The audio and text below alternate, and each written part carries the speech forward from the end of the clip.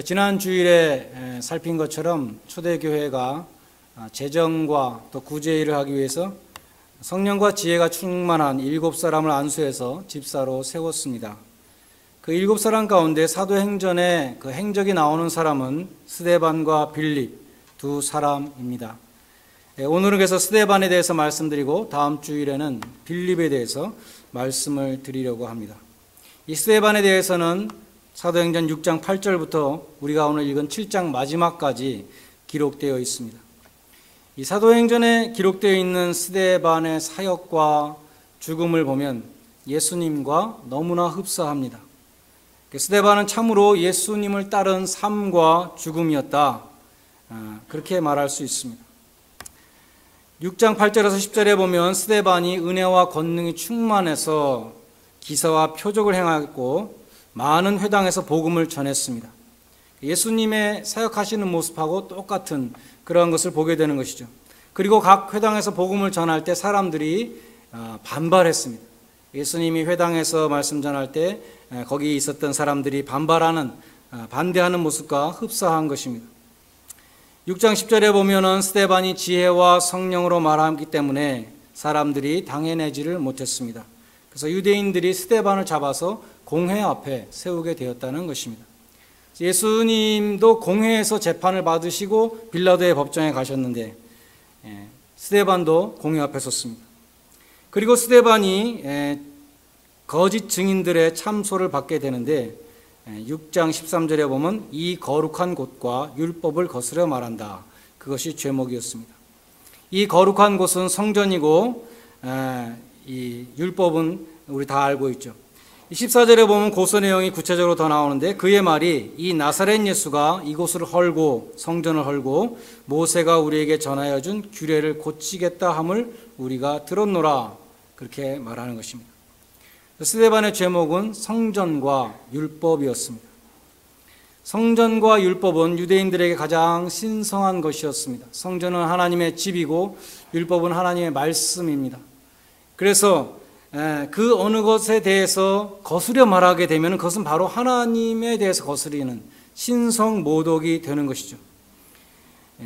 이 두 가지 제목, 성전과 율법은 여러분이 기억하시는 것처럼 예수님을 향해서 유대인들이 항상 고소하였던 내용과 똑같은 제목인 것입니다. 요한복음 2장에 보면 예수님이 성전에서 소와 양과 비둘기 파는 사람들, 돈 바꾸는 환정상들을 채찍으로 내어 쫓으셨습니다. 내 아버지 집을 장사하는 도적의 구려로 만들지 말라 하고 그 다음에 아주 의미 있는 말씀하셨는데 너희가 이 성전을 헐라, 그러면 내가 사흘 만에 일으키리라, 그렇게 말씀했습니다.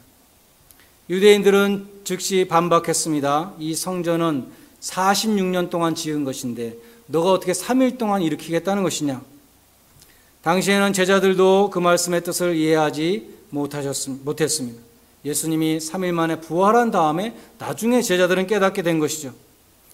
마가복음 14장, 마태복음 26장에 보면 대제사장의 뜰에서 열렸던 그 공회에서 거짓 증인들이 바로 이 발언을 문제 삼았습니다.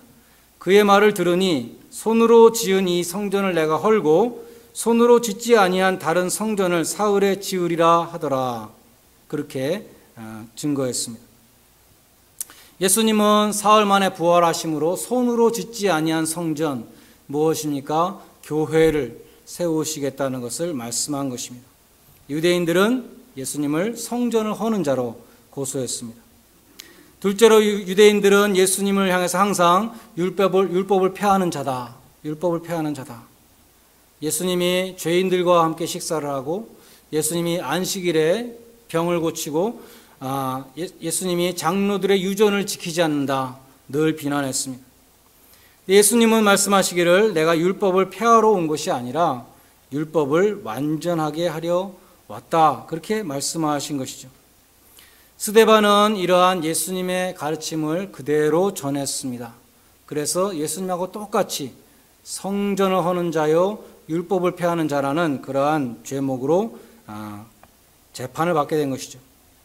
그러나 예수님은 성전과 율법의 파괴자가 아니라 완성자이셨습니다.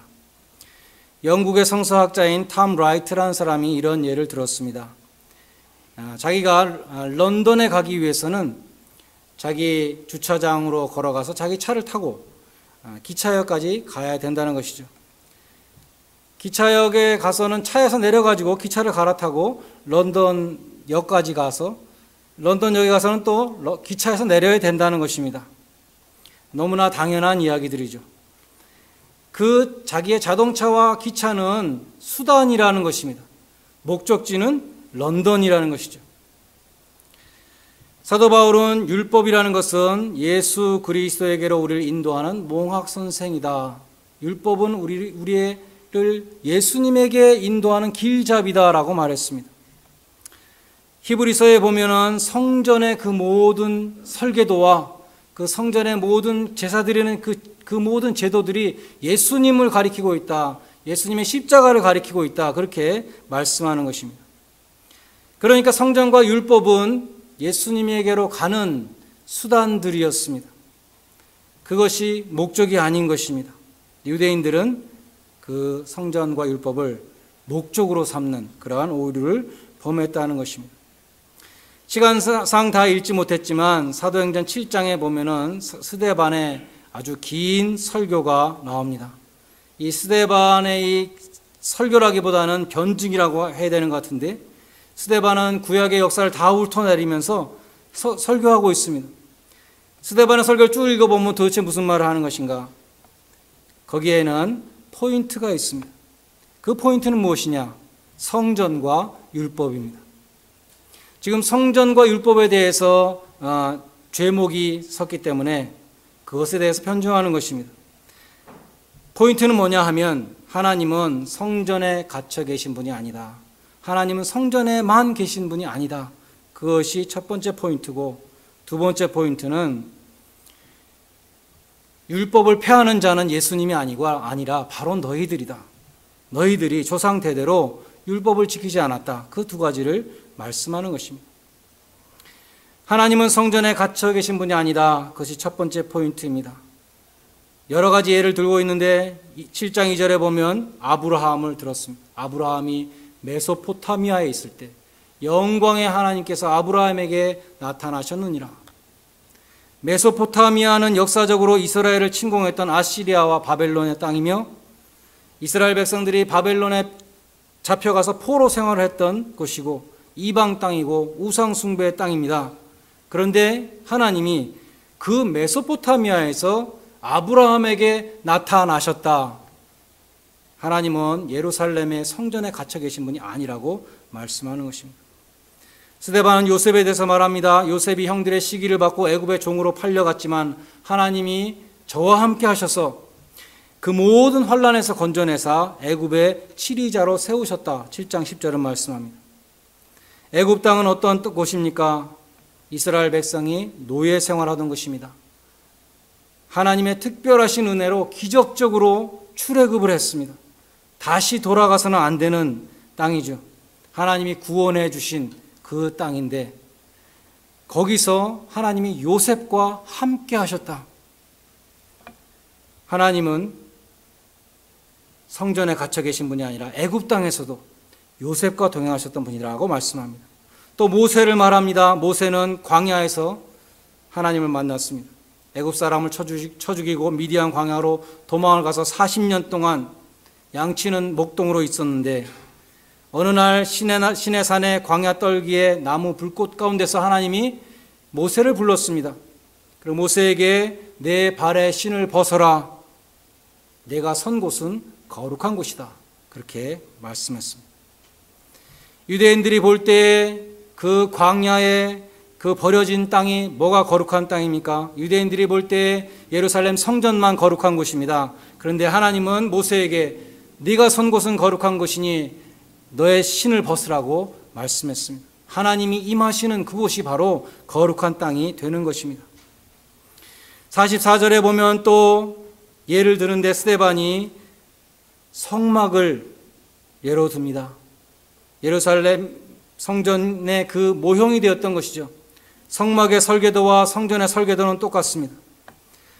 예루살렘 성전의 전신이었습니다. 그런데 이 성막이 어땠습니까? 40년 동안 이스라엘 백성들이 움직이는 동안에 광야에서 이곳저곳을 가는 동안에 계속해서 하나님은 그 성막 가운데서 이스라엘 백성들을 만나 주셨습니다.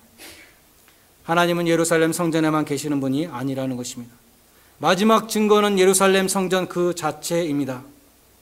예루살렘 성전 다윗이 짓겠다고 기도했지만 하나님은 솔로몬에게 예루살렘 성전을 짓게 하셨습니다.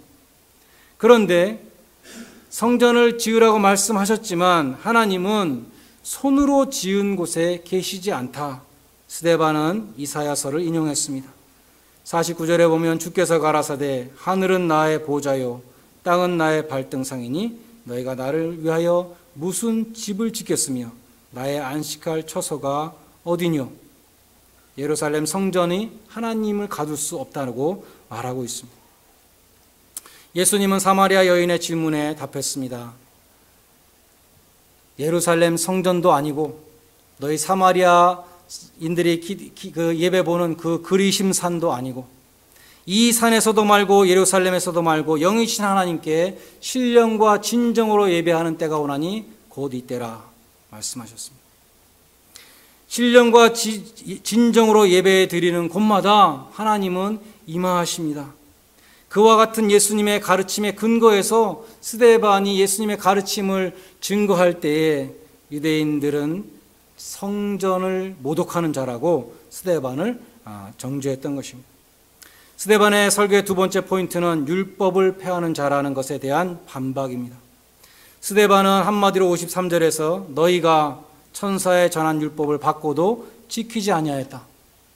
율법을 지키지 않은 사람은 예수님이 아니라 바로 너희들이라고 말합니다.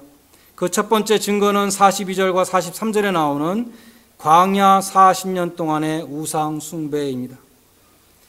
율법의 핵심은 10계명이고 10계명에서 제일 중요한 것은 1계명과 2계명이죠.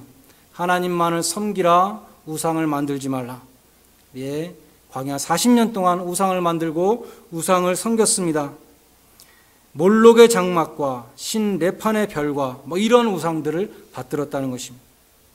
또 유대인들은 불순종했습니다. 38절에 보면 광야 교회라는 구절이 있습니다. 이스라엘 백성들이 광야에서 행하는데 그것을 광야 교회라고 부르고 있습니다. 모세는 말하자면 광야 교회의 목회자였습니다. 이스라엘 백성들은 모세에게 끊임없이 불평하고 원망했습니다. 민수기에 기록된 이 광야 교회의 역사는 불순종과 반역의 연속입니다. 광야 교회에는 당을 지어 불평하는 세력들이 있었습니다. 원망하고 반역하는 무리들이 있었습니다. 이 반역의 역사가 예수님에게까지 이어졌다는 것입니다. 37절에 보면 모세는 이렇게 말했습니다. 하나님이 너희 형제 가운데 나와 같은 선지자를 세울 것이다. 베드로가 오순절에 설교하면서 모세가 말한 그 나와 같은 선지자가 바로 예수 그리스도라고 말했습니다. 52절에 보면은 유대인들은 모세로부터 예수 그리스도에 이르기까지 모든 선지자를, 참 선지자를 다 핍박했다고 말합니다. 예수님이 오시리라고 예언한 그 모든 선지자들을 죽였으며 마지막에는 예수님도 죽였다. 그렇게 고발하는 것입니다. 그리고 51절에서 스데반이 선언했습니다. 목이 곧고 귀에 할례를 받지 못한 사람들아, 너희가 항상 성령을 거스려 너희 조상과 같이 하는도다. 그렇게 말했습니다. 목이 곧다는 것은 교만하다는 것입니다. 성령을 거스린다는 것은 의지적으로 불순종한다는 것입니다. 그들은 육체의 할례를 자랑하는 유대인들이었습니다. 근데 너희는 귀의 할례를 받지 못했다. 마음의 할례를 받지 못했다. 그렇게 스데반은 말합니다. 복음을 들어도 깨닫지 못하고 예수 그리스도를 영접지 아니하는 거듭나지 못한 사람들이라는 뜻입니다. 그들은 오히려 성령을 회방하는 자들이었습니다. 스데반은 설교를 그렇게 마쳤습니다. 하나님은 성전에 갇혀 계시는 분이 아니다. 너희는 율법을 받고도 지키지 아니하였다.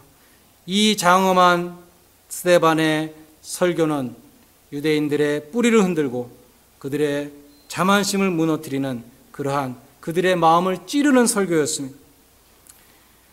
베드로의 설교를 들었던 이 순수한 군중들이 있었습니다. 그들은 베드로의 설교를 듣고 똑같이 마음에 찔렸다고 기록되어 있습니다.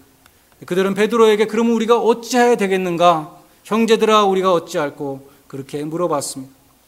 그런데 목이 곧고 의지적으로 성령을 거부하는 이 유대인들의 종교 지도자들은 큰 목소리를 지르며 귀를 막고 일심으로 스데반에게 달려들었다. 스데반을 성 밖에 내치고 돌로 쳐 죽였습니다. 스데반이 죽으면서 두 가지 기도를 드렸습니다. 첫 번째는 주 예수여 내 영혼을 받으시옵소서. 두 번째는 주여 이 죄를 저들에게 돌리지 마옵소서. 그렇게 기도했습니다. 예수님은 십자가에서 7가지 말씀을 남기셨죠. 십자가에서 2가지 기도하셨습니다. 아버지여 저희의 죄를 사하여 주옵소서. 아버지여 내 영혼을 아버지께 의탁드립니다. 예수님이 십자가에서 드리셨던 그 2가지 기도를 스데반은 돌에 맞아 죽으면서 똑같이 했다는 것입니다. 가톨릭에서 사용하는 그 성경이 있죠. 우리 공동 번역에 보면 마카비서가 있습니다. 마카비 가문이 독립운동 투사들의 가문인데 이 로마의 지배받기 전에 이스라엘이 헬라의 지배를 받았죠. 헬라의 독립운동하던 그 사람들인데 마카비서는 독립운동사라고 할 수 있습니다. 마카비서에 보면 유대인들이 돼지고기를 먹기보다는 죽음을 선택했던 것을 볼 수 있습니다. 악명 높은 시리아의 안디오쿠스 에피파네스라는 왕이 유대교 신앙을 뿌리 뽑기 위해서 예루살렘 성전 제단에 돼지피를 뿌렸습니다. 그리고 유대인들에게 돼지고기를 먹어라 강요했습니다. 유대인들은 돼지고기를 먹지 않고 순교했다는 것이죠. 마카비 1서 보면 1장 62절과 63절에 이런 말씀이 있습니다. 그러나 많은 이스라엘 사람들은 어떠한 부정한 것도 먹지 않기로 확고한 결의에 차 있었다. 그래서 고기를 먹고 신성한 언약을 더럽히기보다 그들은 차라리 죽음을 택했던 것이다. 유대인들이 많이 순교했습니다.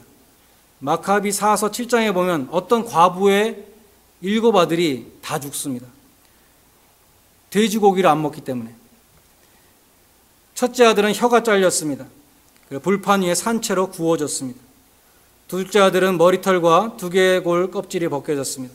그런 식으로 7 아들이 다 순교하는데 그 과부 어머니는 너무나 자랑스럽게 아들들을 쳐다보고 있었다는 것이죠. 내 아들들이 신앙을 버리지 않고 저렇게 순교한다. 그랬다는 것입니다. 그런데 그 아들들이 순교하면서 자기를 고문하고 죽이는 사람들에게 남긴 말이 마카비서에 기록되어 있습니다. 넷째 아들은 죽으면서 이렇게 말했습니다. 하나님께서 다시 일으켜 주리라는 희망을 간직하고 사람들의 손에 죽는 것이 더 낫소. 그러나 당신은 부활해서 생명을 누릴 가능성이 전혀 없소. 나는 부활할 것이지만 당신은 부활하지 못할 겁니다. 이렇게 얘기한 것입니다. 다섯째 아들은 죽으면서 이렇게 말했습니다. 우리 민족이 하나님께 버림받았다고 생각하지 마시오. 두고 보시오. 그분의 위대한 능력이 어떻게 당신과 당신 후손을 괴롭히는지 당신이 보게 될 것이오. 저주했습니다. 여섯째 아들도 죽으면서 천벌을 언급했습니다. 감히 하나님과 싸우려 한 당신이 벌을 받지 않으리라고는 생각지 마시오. 그런 말을 남기고 죽었던 유대교 순교자들과 이 스데반, 또 스데반이 본받았던 예수님은 얼마나 대조를 이루고 있습니까? 예수님이 십자가상에서 드렸던 그 마지막 기도를 그대로 본받았던 스데반은 얼마나 큰 감동을 우리에게 주고 있습니까? 특별히 스데반은 사도 바울에게 영향을 끼쳤습니다. 스데반이 죽었다라는 그 장면에 바로 사도 바울이 사도행전에 등장하는 것입니다. 오늘 우리가 읽은 곳에도 보면은 스데반을 돌로 치는 그 사람들의 옷을 사도 바울이, 사울이라는 나중에 사도 바울이죠. 사울이 맡았다고 기록되어 있습니다. 사도행전 8장 1절에 보면 사울이 그의 죽임 당함을 마땅히 여기더라. 그러나 이 사울의 머릿속에는 스데반의 기도가 신비로 남아 있었습니다. 사도행전 26장에 보면 아그리빠 왕에게 자기에 대해서 말하면서 스데반을 언급합니다. 스데반의 죽음을 잊을 수가 없었습니다. 내가 스데반을 돌로 쳐 죽일 때 찬성표를 던졌다고 얘기합니다. 회개하는 것이죠. 자신을 돌로 치는 자들에게 하나님이 너에게 벌을 내리실 거다. 너희 후손이 잘 되나 안 되나 두고 봐라. 너희는 지옥에 갈 것이다. 그렇게 말해야 정상인데 어떻게 주여 저들의 죄를 용서하여 주옵소서. 이 죄를 저들에게 돌리지 마옵소서라고 용서를 구할 수 있을까? 사도 바울은 다메섹으로 가는 길에 예수님을 만나서 회심했지만 스데반의 그 순교의 장면 가운데 복음을 받을 수 있는 토양을 갖게 되었다는 것입니다. 어거스틴은 이렇게 말했습니다. 스데반이 기도하지 않았다면 바울은 설교하지 못하였을 것이다. 스데반은 삶을 통해서 말씀을 증거하면서 복음을 증거했습니다. 그렇지만 죽음을 통해서도 예수님을 증거했다는 것입니다. 자신의 순교의 자리에 있었던 사울에게 큰 감화를 주었습니다. 우리는 어떻게 예수님을 증거하는 증인이 될 수 있습니까? 우리는 세상 사람들과 다름을 통해서 예수님을 증거한다는 것입니다. 세상과 구별됨을 통해서, 그것이 성경이 말씀하는 거룩입니다. 구별되다. 분노하고 복수를 다짐해야 될 상황에서 오히려 용서하고 축복하는 사람이 될 때에 100마디의 전도보다 그것이 더 강력한 복음의 증거가 된다는 것입니다. 날마다 죽는 살아있는 순교를 통해서 우리는 십자가를 힘있게 증거하는 증인이 되는 것입니다. 우리 몸을 주님이 기뻐하시는 거룩한 산 제사로 드리라, 제물이 되라고 말씀했는데, 우리가 십자가를 지고 나를 부인할 때에 우리는 십자가를 증거하게 된다는 것입니다.